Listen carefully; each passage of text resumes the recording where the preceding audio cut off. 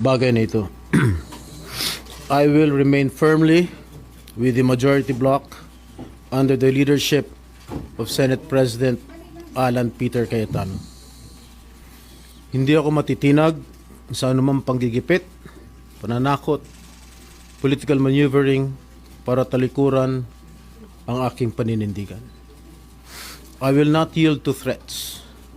I will not be intimidated. I will not be pressured into surrendering my independence of judgment. I am giving instructions to the Senate Secretary to put on hold my salary. Personal kong pasya ito upang ipakita sa sambayan ng Pilipino na wala akong intensyon makinabang sa pondo ng bayan habang nililinis ko ang aking pangalan. At higit sa lahat, hindi ako papasailalim ng kustodya ng Senado. I will not seek Senate custody. Hindi ko gagamitin ang Senado bilang panangga laban sa mga aligasyon sa akin. Nakahanda akong ipagtanggol ang aking sarili sa hukuman at hindi ako magtatago sa likod ng institusyong ito upang umiwas sa proseso. Ipagtatanggol ko hanggang sa huli ang aking sarili para patunayan na walang batayan ang mga paratang sa akin. Kalokohan ang lahat na ito. Mismo ang Senate Legislative Budget Research and Monitoring Office o LBRMO ang nagsabi sa Ombudsman na wala silang anumang dokumento o record na nagpapakita na ako ay nagpasok ng anuman insertion sa 2025 national budget. Ang mahalagang impormasyon nito ay kinilala pa mismo ni dating Senate Blue Ribbon Chairman Senator Panfilo Lacson bilang isang makabuluhang ebidensya na sumasalungat sa mga aligasyong ibinabato laban sa akin.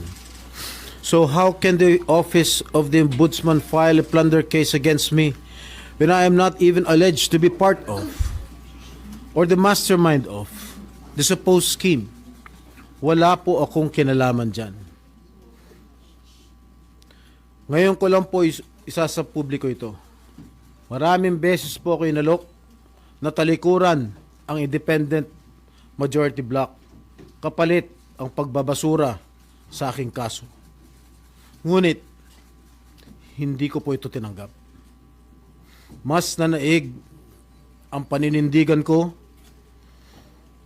na ako'y manatili sa hanay ng mga kasamahan ko sa independent majority bloc. I stand my ground. Ngayon kung tatanungin niyo kung sino sila, abangan ninyo ang susunod na kabanata. I stand my ground because what is at stake here goes far beyond my personal circumstances.